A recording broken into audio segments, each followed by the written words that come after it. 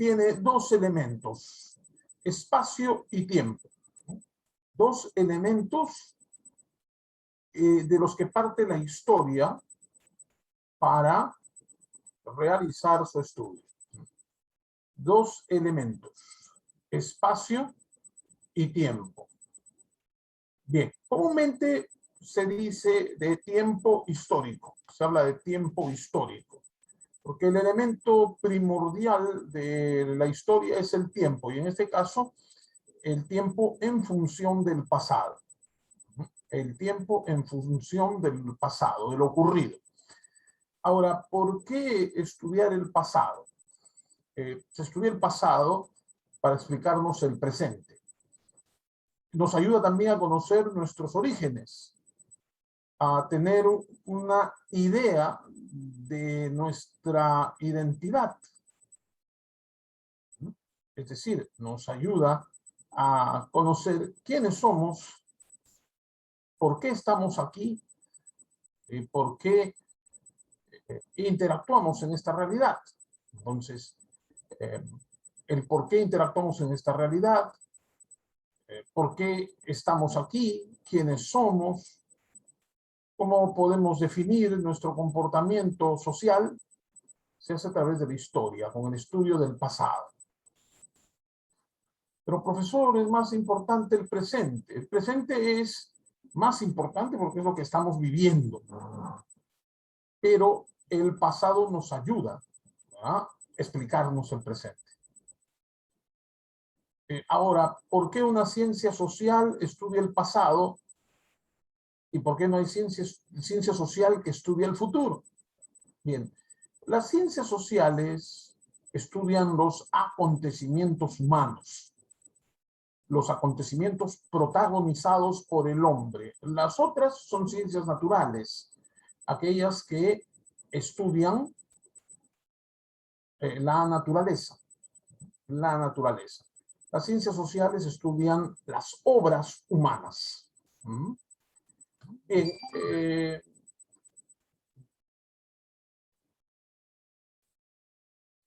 En las ciencias sociales, por ejemplo, ¿no? También recurrimos a las ciencias naturales. Las ciencias naturales son cooperativas, en menor medida que las... Me remito a las ciencias sociales, en menor medida que la cooperación que pueden dar las ciencias sociales entre sí, en menor medida de lo que las ciencias sociales puedan dar entre sí, nos sirven las ciencias naturales, como en geografía la geología, como en geografía la cartografía y para la cartografía la matemática. Bien. Disculpe. Aunque una cosa es ser cartógrafo y otra cosa es ser un profesor de geografía y otra cosa es ser un alumno en geografía. A ver, los que estudiamos geografía no necesariamente somos cartógrafos, porque para hacer un mapa cartográfico se recurre a un equipo, ¿verdad? Pero eso ya lo explicaremos en geografía. En el caso de la sociología, por ejemplo, opera una ciencia netamente matemática como es la estadística, pero en menor medida. De todas maneras, cuando eres sociólogo tienes que aprender lo básico de la estadística. Bien. Sobre todo para interpretar cuadros estadísticos. Los cuadros estadísticos en sí los hacen los estadísticos. Existe la geografía física. Y alguna vez alguien, bueno, lo voy a justificar con la edad, voy a aducir la edad como justificante de lo que me dijeron, pero alguien supinamente me dijo la geografía física. Creo que tiene elementos de la ciencia física. No, no tiene elementos de la ciencia física. La geografía física estudia la descripción de los fenómenos naturales en el espacio. Bien, vamos al tema. Si queremos estudiar el presente, pues estudiamos sociología, bueno, estudiamos sociología, o recurrimos a la sociología, a la economía, al derecho, para explicar el presente, la historia, el pasado. Sin embargo, la historia es el eje que vertebra a las ciencias sociales. Es la columna vertebral de las ciencias sociales. Las ciencias sociales se pueden organizar gracias a la cooperación vital de la historia. Entonces, igual el sociólogo, para conocer la sociedad actual, tiene que conocer las sociedades del pasado. El psicólogo, para conocer el comportamiento humano, necesita establecer antecedentes y una historia de su paciente. Y a veces el psicólogo tiene que recurrir a conocer también cómo fue, si quiere en parte, la conducta de los progenitores del paciente y a la vez de los progenitores de los progenitores del paciente. Es necesario, ¿no?, conocer eso para conocer en mayor detalle. Bien. Y así por el estilo. Muchas ciencias sociales, la filosofía, aunque se dice filosofía y ciencias sociales, pero la filosofía también tiene que recurrir a la historia. Y así por el estilo. Toda ciencia social o toda ciencia, cuando se está estudiando su marco teórico, de todas maneras tiene que recurrir al pasado. Entonces nos preguntamos, bueno, el pasado sí, el presente sí, pero ¿por qué el futuro no tiene una ciencia? Bueno, había la llamada futurología, pero el futuro no ha sucedido. El pasado sí. Entonces, la historia tiene un objeto de estudio concreto, que es el pasado, ¿no? Son hechos ocurridos. La futurología, ¿no?, aquellos que quieren estudiar el futuro, solo pueden recurrir en gran parte a la especulación. Es decir, ¿cómo puede ser esto? ¿Cómo puede ser lo otro? ¿Cómo puede pasar acá? ¿Puede pasar allá? Pero como no ha acontecido el futuro y no se estudia a hechos ocurridos, entonces no hay un basamento histórico. No hay un basamento científico, no hay un basamento científico para estudiar el futuro, porque no han ocurrido esos hechos. En la historia sí hay un basamento, porque han ocurrido esos hechos. Bien, habiendo teorizado un poco de historia, vamos a ir a la clasificación de la historia del Perú. Vamos a ir a la periodificación de la historia del Perú. Periodización, la expresión. Bien. ¿Por qué? Ya les había hablado del espacio y el tiempo. ¿Cuán importantes son el espacio y el tiempo? El espacio, porque tenemos que ubicar dónde han ocurrido los hechos. Si no ubicamos el lugar donde ocurrieron los hechos, estaríamos en la nada, o estaríamos etéreos al momento de estudiar un acontecimiento, por lo menos en historia, ¿no? Entonces, primero tenemos que ubicar el espacio donde ocurrieron los hechos. Y el elemento importante, el tiempo, porque la historia es la ciencia que estudia los acontecimientos a través del tiempo. Entonces, necesitamos de una cronología. La cronología es matemática, aunque los historiadores no somos matemáticos. Yo les confieso que no era bueno para las matemáticas. No, creo en gran parte por mi desidia. No he sido bueno en las matemáticas. Sin embargo, las matemáticas están presentes en todas nuestras actividades. Tenemos que recurrir a las matemáticas cuando compramos o vendemos algo. Incluso para el trueque, ¿sí? Tiene que recurrir a las matemáticas. Para el tiempo, para las fechas, bueno, son números, matemáticas. Incluso si queremos cortar una madera y hacer una silla, o si queremos hacer velas, tenemos que cuantificar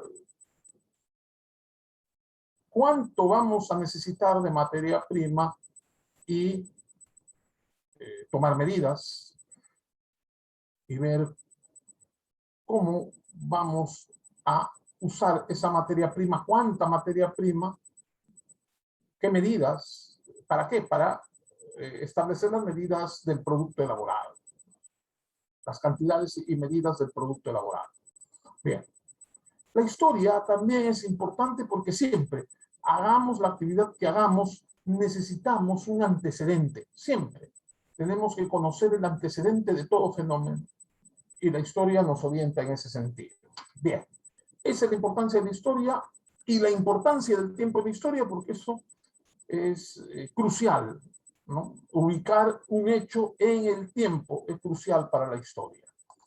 Entonces, se ha periodificado la historia de esta manera. Vamos al espacio. ¿En qué espacio estudiamos la historia? En un país llamado Perú, que tiene algo como 1.285.000 y pico kilómetros cuadrados. Y una población que podemos redondear en alrededor de 30 millones de habitantes. Pero eso es ahora. El Perú no siempre tuvo 30 millones de habitantes. Y el Perú no... Bueno, el tiempo pasa. ¿Ah? Y los acontecimientos ocurren. Entonces, ¿qué ha pasado en el Perú? Tenemos que ubicarlo en el tiempo y hacer una periodización. ¿Sí? Establecer los lapsos de tiempo en el que han ocurrido los hechos para ubicarlos en el tiempo. Así es que se ha periodizado la historia del Perú de esa manera. Poblamiento de los Andes, 10.000 años antes de Cristo. Se establece así, unos 10.000 años antes de Cristo. Otros hablan de periodos aún más remotos. Pero evidencia humana, no rastros de poblamiento, sino esqueletos humanos alrededor, se han encontrado esqueletos humanos que datan de 10.000 años antes de Cristo. Alrededor de 10.000 años antes de Cristo. Bien. Y probablemente se puedan encontrar restos humanos en el futuro aún más antiguos. Es posible. Bien. Luego hay un espacio grande hasta los 1.000 años antes de Cristo, cuando surgen Chavín, Paracas, las altas culturas. Entre este periodo está el llamado lítico y arcaico peruano. El lítico y arcaico peruano. Es decir, los antiguos peruanos pasaron por una edad de piedra, pasaron por un periodo paleolítico, más rudimentario, a un periodo neolítico, donde elaboran la piedra, hasta pasar a la edad de los metales.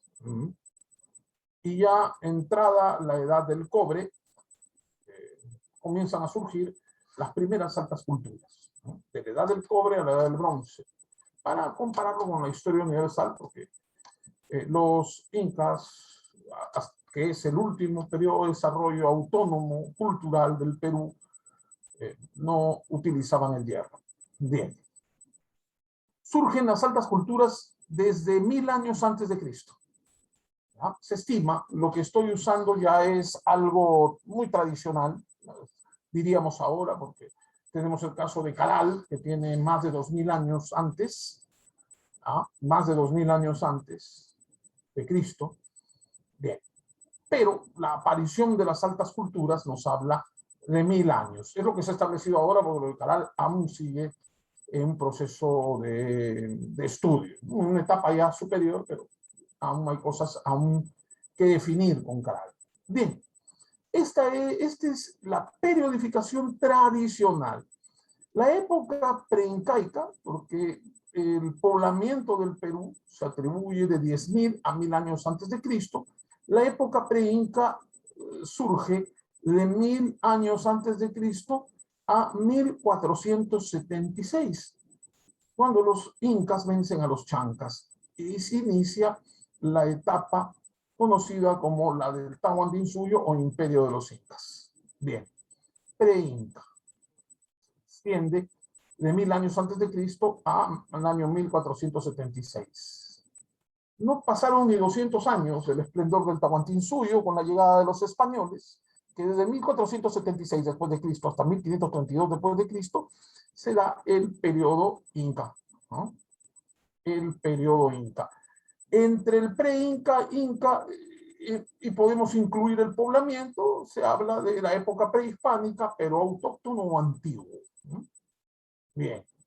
El Perú histórico, donde se puede historiar, si tomamos en cuenta que los españoles trajeron una escritura, el alfabeto, vamos a decir así, porque se investiga esto, ¿no? Se habla en antiguo, bueno, en el caso de Mesoamérica se habla de la literatura maya, de ciertos códigos que se pueden considerar una paleoescritura en las culturas previas a los aztecas. Y aquí se ha investigado y se habla de escritura payariforme, ¿no? Escritura payariforme. En el caso de estas zonas, como también los quipus, ¿no? Los famosos quipus, y también la escritura payariforme, pero el alfabeto como tal lo traen los españoles y empieza la historia a ser escrita desde 1532. La conquista española y destrucción del imperio de los incas, toda la época virreinal y colonial, la época virreinal, hasta la declaración de independencia del Perú del año 1821, la época de la emancipación, hasta alcanzar la consolidación de la República desde, bueno, estamos hablando de 1824, ya con la derrota total de las fuerzas españolas y su retiro del Perú hasta, bueno, ahí podemos decir que el Perú pasa por un proceso un poco anárquico, ¿sí? Un tanto anárquico hasta el tiempo de la Confederación Boliviana. Bueno, ese proyecto fracasa, llega un segundo periodo de inestabilidad posterior hasta que ya la consolidación de la nacionalidad viene con viene con el inicio del gobierno de Ramón Castilla, según Jorge Basadre. Bueno, acá tienen una periodificación general. Vamos a lo que dicen los historiadores, porque las periodificaciones, si bien, a diferencia de las ciencias naturales, donde se tiene que establecer cosas precisas, exactas e indubitables, en las ciencias sociales no hay esa exactitud. Es decir, las ciencias sociales no es que sean subjetivas. Las ciencias sociales son inexactas. ¿Y por qué son inexactas? Porque están condicionadas a la interpretación de las personas. Están condicionadas a la interpretación de quienes las estudian, de quienes se involucran en el estudio de las ciencias sociales. Hay un dicho, vamos a decir así, un refrán chino. Todo depende del cristal con el que mires. Todo depende del cristal con el que mires. Es decir, tú tienes una posición frente a un hecho de acuerdo a tus intereses, de acuerdo a tu posición ideológica también. Ambas se cruzan varios factores. En el tiempo en que vives, la mentalidad que tienes incluye la ideología que tienes y también los intereses que representas y los intereses que tienes. Entonces, todos estos factores intervienen en tu visión de los hechos. Y no todos los seres humanos estamos ubicados en el mismo lugar desde esa perspectiva. Todos tenemos diferentes intereses, o por lo menos no todos los humanos tienen los mismos intereses, no todos los humanos tienen la misma posición ideológica, y no todos los seres humanos observan los acontecimientos desde el mismo tiempo en que ocurrieron, y no todos lo observan en el mismo tiempo en que los estudia. Entonces, hay varios factores que intervienen para conocer un hecho humano con precisión. Y eso determina que, aunque sean concretos, tangibles, la interpretación siempre, bueno, no va a haber una sola interpretación. Y eso hace que las ciencias sociales sean inexactas. Ahora sí, vamos con el tema de la división histórica. Y primero tenemos la división de la historia según el señor John Rope. Bien, John Rope, nacionalidad estadounidense, llega al Perú para estudiar el Perú en tiempo antiguo, ¿no? En el tiempo antiguo. ¿Por qué? Porque hay muchas cosas aún por conocer. Las fuentes históricas de la colonia uno las puede obtener en base a lo que se ha escrito. La historia de la República Peruana también, de la historia universal, la historia moderna, la historia contemporánea, se puede estudiar porque hay evidencias escritas, fotográficas, pictóricas, auditivas, hasta filmadas, de sucesos que se estudian en la edad, por ejemplo, en la moderna y más aún en la contemporánea. Bien, pero la historia antigua no se alcanza con los documentos escritos. Entonces surge la arqueología, ¿ya? La arqueología. Y una visión arqueológica justamente va a tener John Rope. John Rope incluso llega después de los estudios realizados por Julio César Tello. A ver, creo que ha salido de... La alumna creo que ha salido de la conexión. A ver, por favor.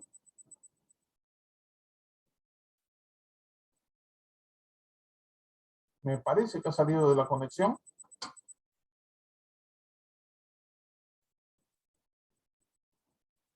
Les voy a dejar de compartir un momento.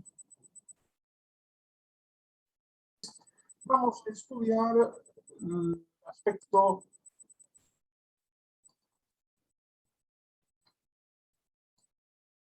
arqueológico también, ¿no? Es decir, vamos a abordar esto del aspecto arqueológico de la periodificación de la historia del Perú. Bien, entonces, vamos acá. John Rope es un estudioso norteamericano. Va a tener una visión arqueológica de la historia del Perú norteamericano, y su estudio está basado en las características de la cerámica. Vuelvo a decir, la propuesta de John Rope, ¿cuál es su propuesta de división del imperio, perdón, división del tiempo histórico peruano? Estoy diciendo imperio, ¿no? Todavía no llegamos al imperio de los incas. El imperio de los incas solo es un lapso de tiempo, todo lo que ha ocurrido en Perú en toda su historia. División del tiempo histórico peruano. ¿Ya? División del tiempo histórico peruano. Ustedes lo ven ahí, ¿no? División del tiempo histórico peruano. La propuesta es de John Rope. John Rope da una idea de periodización de la historia del Perú, principalmente la del Perú antiguo. Bien, la propuesta de John Rope, de nacionalidad norteamericana, estadounidense, está basada en las características de la cerámica. ¿Cuáles son las deficiencias de esta propuesta?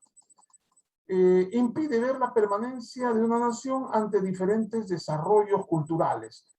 Los críticos señalan que la propuesta de John Rowe impide ver la permanencia de una nación ante diferentes desarrollos culturales. Bueno, es la crítica a la visión general de John Rowe. Pero, no obstante, su periodificación es la que se acerca a cierta idoneidad, o por lo menos eso se había establecido hasta hace poco, ¿no? Bien, vamos acá. John Rowe, y eso lo estudiamos permanentemente, divide la historia del Perú antiguo en horizontes e intermedios. Bien, ¿qué le caracteriza a los horizontes? Ya lo hemos estudiado, acuérdense. Horizonte temprano, horizonte medio y horizonte tardío. Horizonte temprano, horizonte medio, horizonte tardío. Cuando hablamos de horizonte temprano, hablamos de lo más remoto, de lo más antiguo. Y cuando hablamos de horizonte tardío, o usamos esa categoría de tardío, ¿no? Nos referimos a los sucesos más recientes. Temprano, lo que está más alejado del presente, y lo más próximo al presente, tardío. Y cuando hablamos de medio, estamos hablando entre lo temprano y lo tardío está lo medio. Bien. Entonces, ¿cómo están caracterizados estos horizontes? Generalización de un estilo cerámico. Generalización de un estilo cerámico. Es decir, que un mismo estilo va a predominar en todo el espacio nacional. En este caso, ya estamos hablando del Perú, un mismo estilo cerámico predominará en la mayor parte del territorio peruano. Y nos referimos a generalización de un estilo cerámico, formas similares de cerámica con iconos y formas similares en diferentes culturas del país. Ese estilo va a prevalecer en casi todo el país. En distintas regiones del Perú se observa el mismo estilo o la misma tendencia en estilo para construir los cerámicos. Otra, un arte organizado desde el Estado. ¿Qué quiere decir esto? Más que una expresión artística, es una forma de propaganda política, religiosa y cultural. Muy interesante, ¿no? Un arte organizado desde el Estado. Es decir, los chavines, que fueron un Estado, van a divulgar no solamente un estilo estético, artístico, sino esto incluye una forma de pensar. Esa forma de pensar que quería imponer o instaurar Chavín, el Estado Chavín. Pasa lo mismo con los mochitas, pasa lo mismo con los chimú, pasa lo mismo con los huancas, etc. Bien. Época de mayor unidad política en el Perú. Es decir, los horizontes se les llama panperuanos. Es decir, un mismo estilo de cerámica que a la vez transmite un mismo pensamiento para la mayor parte del territorio peruano. Eso dice organización de forma similar de la sociedad peruana en su conjunto. Organización de forma similar la sociedad peruana en su conjunto. Es decir, los mismos elementos religiosos y políticos van a prevalecer en distintas regiones del Perú, en distintas zonas del Perú. Así también tenemos los llamados intermedios. Entonces, para John Rowe, la historia del Perú antiguo se divide en horizontes e intermedios. ¿Cuáles son los intermedios? ¿Qué caracteriza a los intermedios? Los intermedios están entre los horizontes. Ya lo vamos a ver luego, pero les avanzo, ¿no? Les digo, avanzo un poquito, les anticipo que los intermedios están entre los horizontes, es decir, el horizonte temprano le va a suceder el horizonte medio, pero entre el horizonte temprano y el horizonte medio hay un intermedio. Y entre el horizonte medio y el horizonte tardío hay un segundo intermedio. ¿Qué caracteriza a los intermedios? La fragmentación en liderazgos regionales. Nacen organizaciones regionales autónomas e independientes con sus instituciones políticas y económicas y sociales. ¿Ya? Nacen organizaciones regionales autónomas e independientes con sus instituciones políticas, económicas y sociales. Sus propias instituciones. No es solo un Estado. Son varios estados que a la vez se van a desarrollar. Bien. Por lo tanto, los estilos de cerámica, se va a reflejar en los estilos de cerámica. En los periodos intermedios, las cerámicas van a tener características distintas. Diversificación de la religiosidad. Aparecen diversos dioses que permiten explicar la realidad de cada desarrollo cultural. Es decir, Huari, por citar un ejemplo, Huari, que era una cultura de un horizonte, es decir, estaba en un horizonte, se ubica en un horizonte, los elementos Huari se van a ver en casi todo el territorio peruano. ¿Ya? Y estos elementos Huari hablan de la existencia de un estado predominante que agrupa a varias regiones. ¿Ya? Es decir, es un estado que es el mismo estado que va a ocupar diferentes espacios del territorio peruano. Si lo comparamos con una cultura de un intermedio, podemos hablar de los mochicas, ¿ya? Que por lo general su prevalencia va a estar en la costa norte. Su predominio va a estar en la costa norte.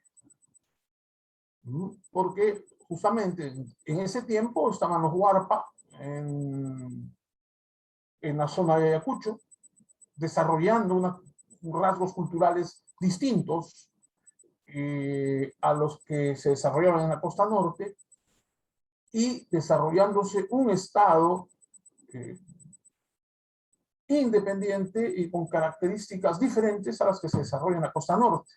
Lo mismo pasaba en ese tiempo con Nazca, en la costa sur, que era diferente a Mochica, eran estados distintos y tenían expresiones distintas. Y lo mismo pasa con Huarpa, que está en los Andes. Los liderazgos regionales compiten entre sí, sobre todo en el intermedio tardío. Estos liderazgos regionales compiten entre sí. A veces están también compitiendo e incluso se registran enfrentamientos. Pero eso sí, aún siguen dispersos. Es decir, cada uno va por su lado. Solo en los horizontes estos se amalgaman, se agrupan, bien por ese fenómeno que podemos llamar amalgamación, o bien por conquista. Un pueblo a otro. Bien. O de un estado a otro, mejor dicho. Vamos a ver la secuencialización cronológica. Y ahí tenemos organización en tribus, 5.000 a 2.000 años antes de Cristo. ¿Ya? Organización en tribus, descubrimiento de la agricultura. Desde los 2000, paso de las aldeas a los grandes templos. Desde los 900, formación del estado panandino chavín. Una amalgamación chavín que se va a extender por buena parte del territorio nacional. Luego viene una primera regionalización. ¿Ya? Estas son comparaciones, ¿no? El prealfarero en el Perú con la edad de piedra e inicio de la edad de bronce en Europa, y en Mesoamérica aparecen en México los primeros antepasados mexicanos. En Grecia la civilización mesénica con el periodo inicial, cuando acá ya se pasa de las aldeas a los grandes templos, mientras que en México surge la cultura olmeca. Y así, ahí vamos a ver comparaciones. Por ejemplo, en el horizonte temprano, cuando surge Chavín, ya ya estaba Roma fundada y también Grecia inicia su esplendor. México en su época preclásica. El intermedio temprano tienen ahí al Imperio Romano, fin del Imperio Romano de Occidente, se extiende justamente 200 al 600, lo último del Imperio Romano hasta su caída. Bueno, si hablamos de 200, claro, ¿no? Porque justamente en el año cero de la historia y un siglo antes del año cero de la historia, un siglo antes del nacimiento de Jesús y un siglo después del nacimiento de la era cristiana, si hablamos del nacimiento de Jesús, en el año cero de nuestra historia, el Imperio Romano estaba en su apogeo. Bueno, entonces, es una comparación, ¿no? Del 200 al 600, y aquí tenemos el Imperio Romano, el fin también del Imperio Romano, México en su época clásica. Seguimos el horizonte medio. La formación del Estado panandino chavín, es decir, un Estado que va a surgir en todos los Andes peruanos y la costa. Y justamente estamos hablando de 600, 800, surge el Imperio Bizantino, la Edad Media, México posclásico. Segunda regionalización, donde aparece Chimú, por ejemplo, ¿no? Y aparecen los chancas, que se enfrentan a los cusqueños. Los cusqueños, ya sabemos que luego conformarán el imperio de los incas. Cuando surge este intermedio tardío, está el medioevo, la baja edad media, aún existe el imperio bizantino, y México, época posclásica. En el horizonte tardío, es decir, de 1450 a 1532, el fin del medioevo, ¿ya? El fin del medioevo, y los aztecas fundan Tenochtitlan hasta la llegada de los españoles, desde la fundación de Tenochtitlan en México hasta la llegada de los españoles, y el fin del medioevo y el inicio de la Edad Moderna en Europa, ¿ya? Mientras que acá los incas llegan a expandirse en un gran imperio. Esa es la comparación de John Rowe. Vamos a la otra, rápidamente. A la cronología según Pablo Macera. Vamos a resumirla. Bien, Pablo Macera tiene una visión diferente a la de John Rowe. La propuesta de Pablo Macera, bueno, de ayacuchano, nacionalidad peruana, específicamente procede de la región Ayacucho. Pablo Macera propone lo siguiente. Bueno, está basado en aspectos sociales, económicos y políticos. ¿Cuál es la secuencialización cronológica que da Pablo Macera? Comprende desde 20.000 años antes de Cristo aproximadamente hasta 1532. Época en que nuestro territorio, podemos hablar de nuestra nación, no se llamaba Perú, ¿verdad? No se llamaba Perú. Se llama Perú desde la aparición de los españoles en estos territorios. Y no viene de inmediato, porque los españoles formalmente no le pusieron Perú, ¿no? Era un nombre de pila. Para los españoles, un nombre como Perú no calificaba, ¿no? Usaron otros nombres. Se desarrollaba libremente sin depender de otros pueblos o naciones, pero también se encontraba en un relativo aislamiento de la historia universal. No había conexión con Europa, no había conexión con Asia ni con África. Todo el desarrollo de la historia universal estaba marchando por un lado y el mundo andino por otro. El mundo andino estaba desconectado de otros espacios y por lo tanto aislado de la historia universal. Se inicia en el siglo XVI y continúa en nuestros días. En esta segunda época, el desarrollo autóctono del Perú es interrumpido por la invasión, nos referimos a la invasión española, que más que un dominio territorial está referido a la usurpación de funciones propias del Estado. Se inicia en el siglo XVI y continúa hasta nuestros días. En esta segunda época, el desarrollo autóctono del Perú es interrumpido por la invasión española. Para Pablo Macera, esto no se refiere necesariamente a un dominio territorial, sino a buscar usurpar las funciones propias del Estado, es decir, a sacar del poder a los incas para controlar ese espacio. Y sobre esa organización política que ya existía, colocar otra. Bien. Nos habla Balmaceda de un periodo de autonomía del año 20.000 antes de Cristo al año 1532 con la llegada de los españoles. Es amplísimo en el tiempo, mucho más amplio del que vivimos nosotros como república, por citar un ejemplo. Corresponde a los primeros tiempos en los que los hombres son cazadores, recolectores, pescadores, es decir, paleolíticos. Abarca los llamados horizontes e intermedios. Perdón, no me voy a saltear. Cuando hablo de el paleolítico, estamos hablando de sociedad primitiva o precerámica, que se extiende de los 15.000 años antes de Cristo a los 1.500 años antes de Cristo, según Balmaceda. Hay una sociedad primitiva o precerámica, lítica, un paleolítico de un neolítico, un lítico, vamos a decir así, ¿no?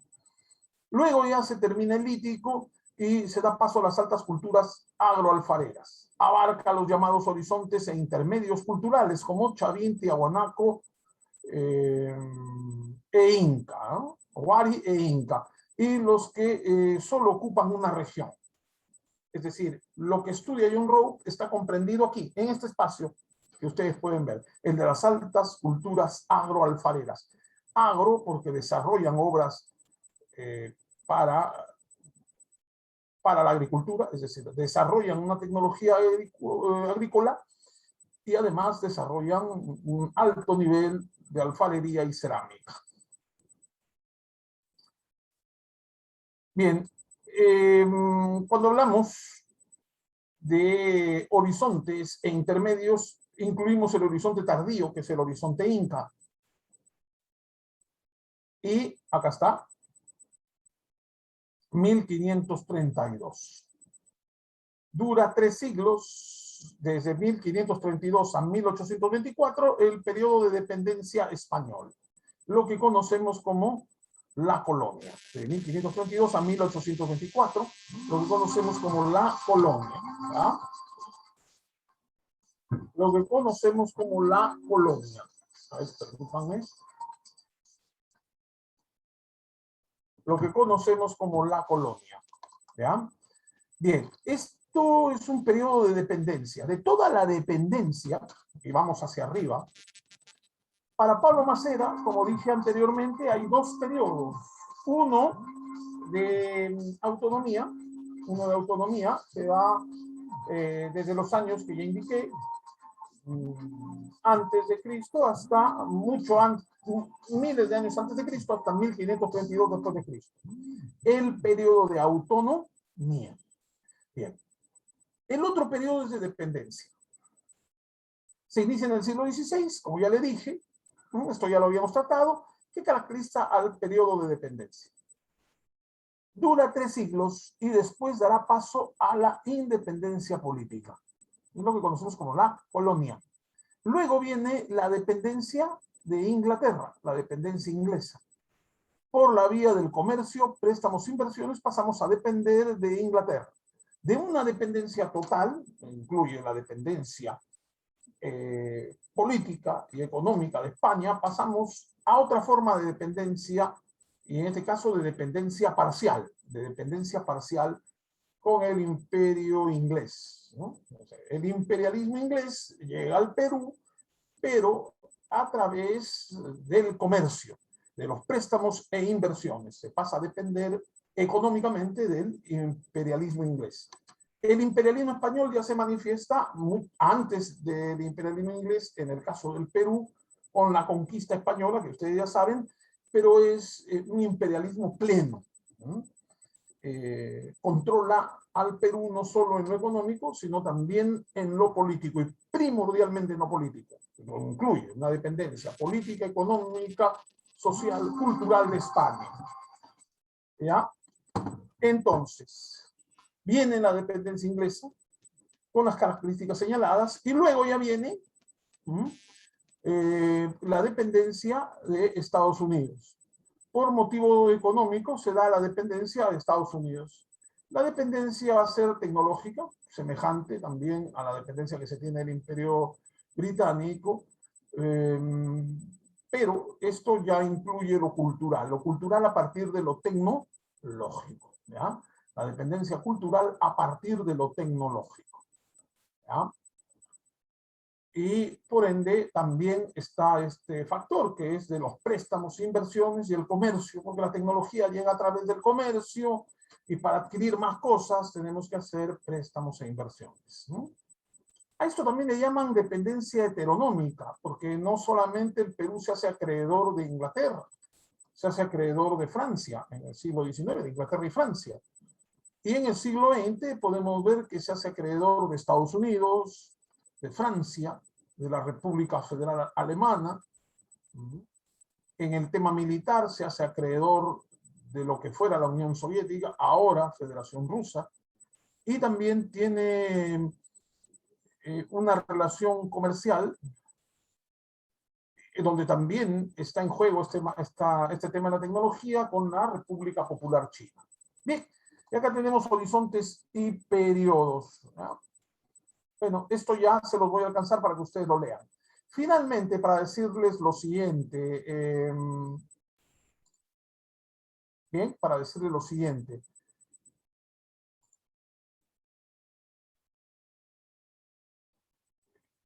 Brevemente, para que no lo olviden. En el periodo prealfarero tenemos a Pacaycasa, a Lauricocha, a Chivateros, a Guitarrero. En el periodo inicial tenemos a Sechín, a Caral, a Cundruguasi, y también tenemos a Pacopampa y así por el estilo. Ahora sí, hablamos de la formación del Estado Pan-Andino Chavín en el horizonte temprano a Chavín y Paracas. En el intermedio temprano tenemos a culturas como la Mochica, la Nazca,